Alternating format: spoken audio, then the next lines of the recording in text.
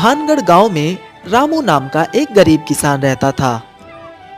रामू के पास एक छोटा सा खेत था और वह अपने खेत में मेहनत से काम करता था। रामू के घर सिर्फ उसकी पत्नी ही थी। दोनों बहुत ज्यादा गरीब थे, इसलिए कभी कभी एक समय का खाना भी नहीं मिलता था। एक दिन रामू अपने खेत में खेती कर रहा था कि अचानक उसका कुदाल एक पत्थर जैसी धातु से टकराया। रामू उसे देखकर चौंक गया और बोला, अब ये क्या भला है भगवान। यह कहकर रामू वहां से खोदने लगता है। थोड़ी देर खोदने के बाद रामू को वहां से एक मटका मिलता है। तब रामू, शायद मेरे दादा परदादा ने कोई खजाना यहाँ छिपाया होगा।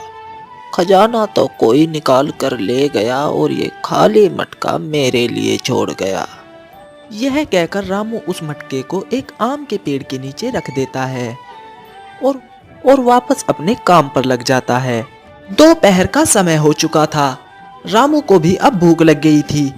खाना खाने के लिए रामू पेड़ की छांव में चला जाता है, लेकिन जैसे ही रामू की नजर घड़े पर पड़ती है, रामू घड़े को देखकर हक्का बक्का रह जाता है, क्योंकि पूरा घड़ा आम से भरा हुआ था।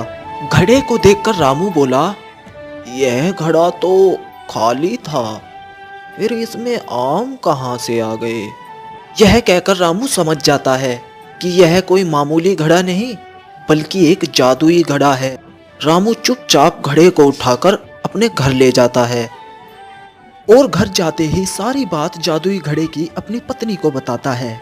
लेकिन रामू की पत्नी को रामू पर विश्वास ही नहीं हो रहा था। ये सब असल जिंदगी में नहीं होता, ये सब कहानियों किस्सों में होता है। आप भी खामोखा किसी के बहकाए में आ जाते हैं। तब रामू जादुई घड़े को एक चावल के बोरे पर रख देता है। देखते ही देखते घड़ा चावलों से ऊपर तक भर जाता है। रामू और उसकी पत्नी यह देखकर बहुत खुश होते हैं।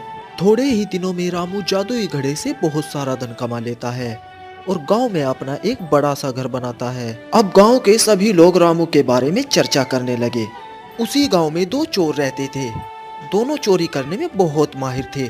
उन दोनों को भी रामू के बारे में पता लग जाता है।